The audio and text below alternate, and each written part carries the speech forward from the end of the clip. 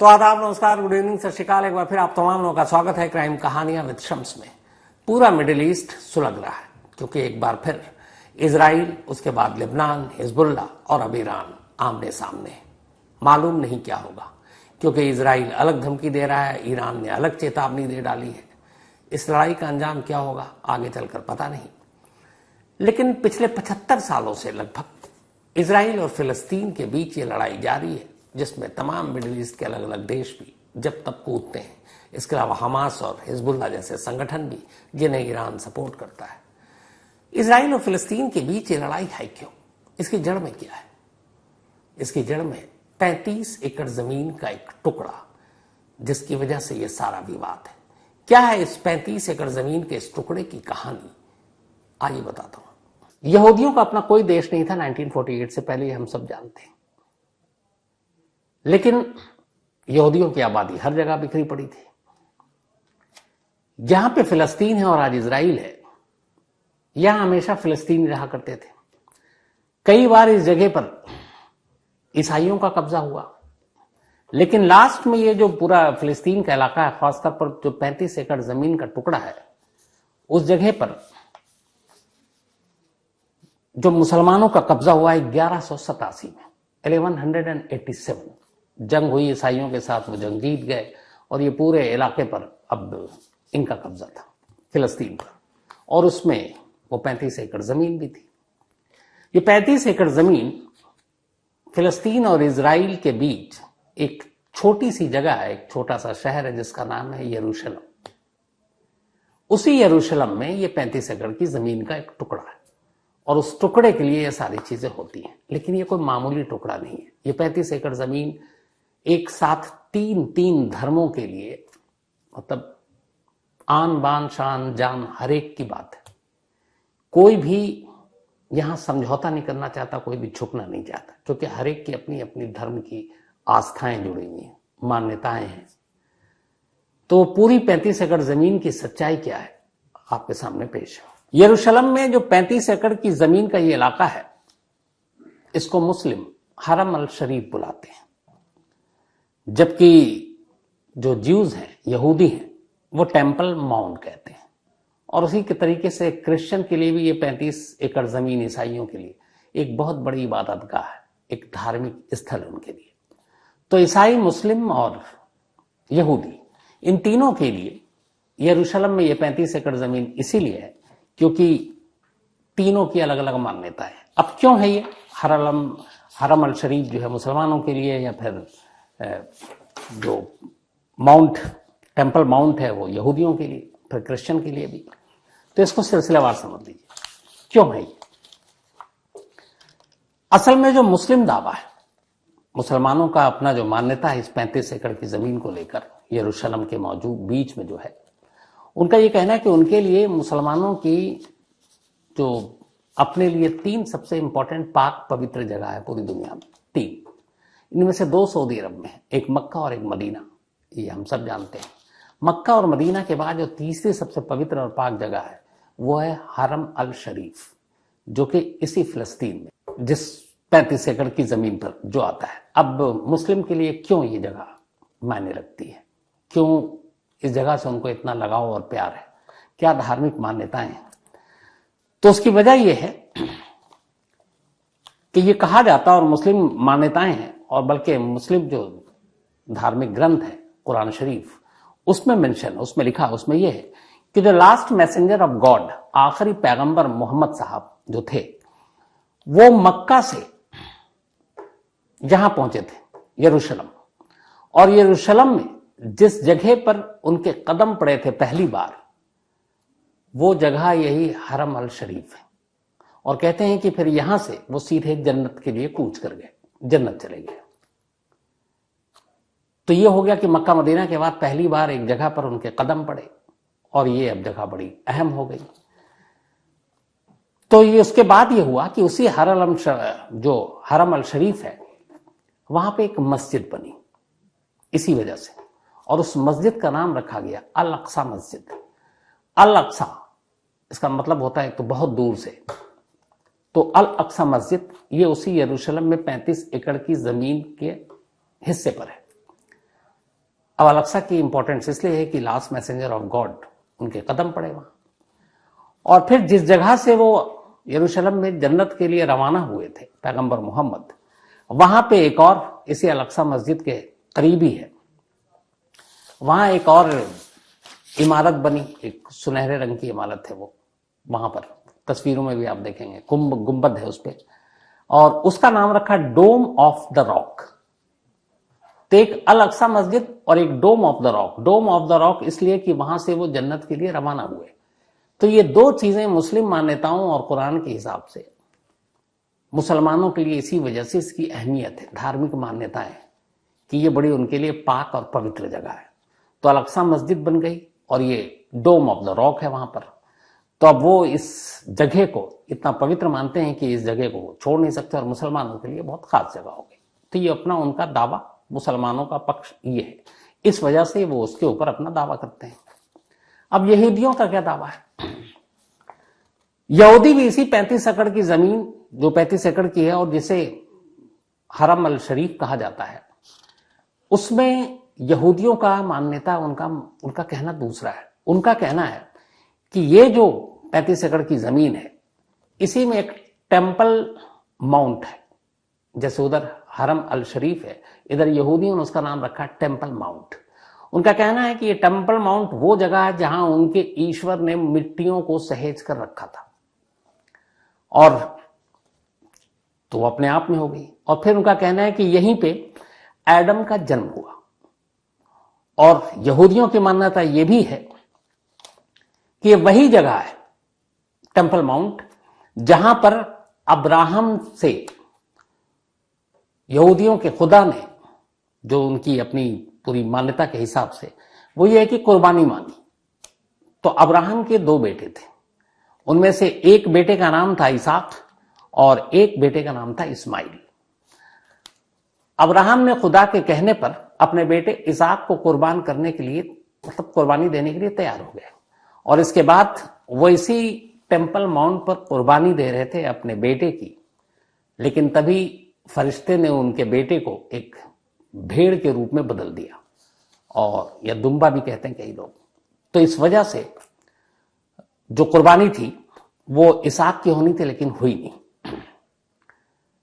तो ये जगह यहूदियों के लिए भी उस हिसाब से बड़ी हो गई कि उनके एक तो ईश्वर ने यहां मट्टी सहित कर रखी और फिर अब्राहम वाली बात आ गई। अब सिर्फ इतना ही नहीं उनकी मान्यता, इनके आगे यह है कि जिस इसहाक को कुर्बानी देने के लिए अब्राहम ने तैयारी की थी, उस इसहाक का बाद में एक बेटा हुआ और उस बेटे का नाम जैकब रखा, और जैकब को लोग इजराइल के नाम से भी पुकारते थे। तो इसहाक का एक बेटे का नाम जैकब, और जैकब का दूसरा नाम इजराइल। आप यहां से इजराइल की कहानी समझ लीजिए। तो बाद में इजराइल या जैकब के 12 बेटे हुए, और उन 12 बेटों के जो नाम रखे गए वो थे 12 tribes of Israel. 12 tribes of Israel. यहूदियों की मान्यता यह है कि बाद में इन्हीं कबीलों के अलग अलग जो इनकी पुश्तें चली, उन्होंने ही एक यहूदी देश बनाया। और जब वो उन्होंने यहूदी देश बनाया तो उसके बाद उनके अपने देश की एक शुरुआत हुई, और उस वक्त जो है उसको लैंड ऑफ इजराइल कहा गया पुराने दौर में। बाद में धीरे धीरे धीरे वही लैंड ऑफ इजराइल का नया नाम 1948 में इजराइल पड़ा। तो इजराइलियों की यह मान्यता है कि उनके लिए ये टेम्पल माउंट क्यों अहमियत है धार्मिक लिहाज से। तो अब मुसलमानों के बाद इजराइलियों का दावा आ गया। अब आते हैं ईसाइयों का दावा, जो क्रिश्चियन है। अब यहां तीसरा रिलीजन, एक जगह 35 एकड़ जमीन और 3 दावेदार। तो मुस्लिम और यहूदी के बाद अब क्रिश्चियन की मान्यता यह और दावा यह है कि जो ईसा मसीह थे, उन्होंने इसी 35 एकड़ की जमीन पर एक जगह खड़े होकर उपदेश दिया था, और इसी 35 एकड़ की जमीन के टुकड़े पर उन्हें सूली पर चढ़ाया गया, और इसी 35 एकड़ जमीन के टुकड़े पर वो दोबारा जिंदा हुए, और इसी 35 एकड़ की जमीन पर वो वापस जब जिंदा होकर आएंगे तो इसका एक महत्व होगा। तो अब सूली पे यहीं चढ़ने की बात, तो उपदेश भी यहीं देने के बाद, सूली पर चढ़ने के बाद फिर से जीवित होने की यहीं से बात, और दोबारा जब वो लौटेंगे धरती पर तो फिर यहीं से एक इस जगह की अहमियत। तो ये हो गई क्रिश्चियन की। तो मुस्लिम, यहूदी और क्रिश्चियन तीनों और 35 एकड़ की जमीन का ये टुकड़ा जिसके ऊपर तीनों की मान्यता है। अब सवाल यह कि जब ये जमीन इतनी इंपॉर्टेंट है धार्मिक नजरिए से 35 एकड़ की, तो इस पर कब्जा किसका है? क्योंकि यह है इजराइल और फिलिस्तीन में, तो फिलहाल इस पर कब्जा किसका है? तो इसकी भी एक अजीब कहानी है और इसी कहानी की वजह से ये सारी चीजें चल रही हैं। और कब्जा छोड़िए, जो धार्मिक स्थल है इसकी देखरेख कौन करता है? हम सब देखते हैं ना कि हम कहीं गुरुद्वारे हों, किसी आप मस्जिद में हो, मंदिर में हो, या किसी अलग और धार्मिक जगहों पर जाए तो देख रेख कोई कुछ करता है। तो यहां कौन करता है? 1187 में जब मुसलमानों ने यहां पे कब्जा किया तो उसके बाद इस हरम अल शरीफ की देखरेख और ये सारी चीजों की मुस्लिम जो इस्लामिक ट्रस्ट थी, एक तरह से वक्फ कहें हमें, उनके जिम्मे थी। तो वही लोग करते आ रहे थे 1187 से, और इस सिलसिला 1948 तक चलता रहा, मतलब करीब करीब 8-9 साल, 900 साल। लेकिन फिर हुआ ये कि 1948 में अंग्रेजों ने बाद में इस पे जो पूरा फिलिस्तीन का एरिया अंग्रेजों का कब्जा था, जैसे हमारे देश पर था, कई सौ साल हुकूमत की तो फिलिस्तीन पे भी की, और ये पूरे इलाके में फिलिस्तीनी ही रहते थे, फिलिस्तीनी लोग, कुछ यहूदी शरणार्थी भी रहते थे। लेकिन 1948 में हमारे को अंग्रेजों ने आजाद किया था 47 में, लेकिन जाते जाते हमारे 2 टुकड़े कर दिए थे, इंडिया और पाकिस्तान बना दिया। अंग्रेजों ने यही खेल फिलिस्तीन में किया। 1948 में जब वो गए मई में, तो उन्होंने फिलिस्तीन के 2 टुकड़े कर दिए, एक बनाया फिलिस्तीन और एक बना दिया इजराइल। उन्होंने इस टुकड़े को ऐसे ही नहीं किया, बल्कि बाकायदा इसके लिए उन्होंने जमीन भी बांटी कि ये पूरा इजराइल या फिलिस्तीन है, इसमें किसके हिस्से में कितना आएगा। तो जब टुकड़े किए गए तो चूंकि उस वक्त फिलिस्तीनियों की आबादी वहां ज्यादा थी और फिलिस्तीनी शुरू से रह रहे थे, तो अंग्रेजों ने 48% जो जमीन का टुकड़ा था वो फिलिस्तीन को दे दिया। 48% पूरे ओवरऑल जमीन का टुकड़ा फिलिस्तीन को, 44% जमीन का टुकड़ा इजराइल के हिस्से में गया। अब 48 और 44 तो आप कहेंगे 100 तो हुआ नहीं, तो बाकी किसके हिस्से में गया? तो वही बाकी हिस्सा आज भी फसाद की जड़ है, दोनों देशों के बीच जो लड़ाई होती है। वो ये हुआ कि जब मई 1948 में इजराइल पहली बार आजाद हुआ और अंग्रेजों ने टुकड़े करके दे दिए, तब उसने अपने आप को एक आजाद देश घोषित कर दिया। अब आजाद देश घोषित करने के बाद इजराइल ने कहा कि हम अपना जो कैपिटल है, राजधानी है, यरूशलेम को बनाएंगे। अब इसके ऊपर झगड़ा हो गया, क्योंकि फिलिस्तीनियों ने कहा कि भाई ये तो हमारी धार्मिक जगह है, हम बनाएंगे अपनी राजधानी। फिलिस्तीन ने कहा, इजराइल ने कहा हम बनाएंगे। बात बढ़ गई, झड़पें शुरू होने लगी।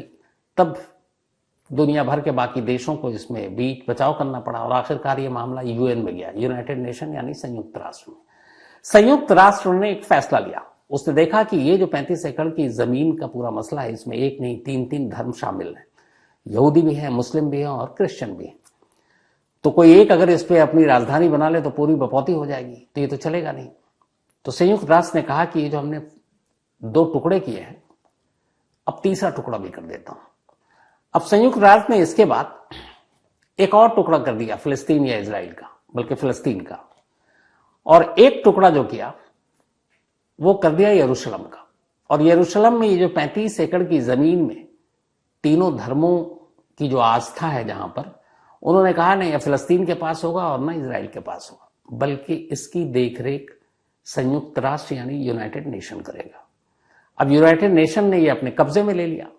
अब वहां यूनाइटेड नेशन के सारे रिप्रेजेंटेटिव और बाकी लोग पहुंच गए, तो अब ये संयुक्त राष्ट्र के अधीन हो गया, ये 35 एकड़ वाला मामला।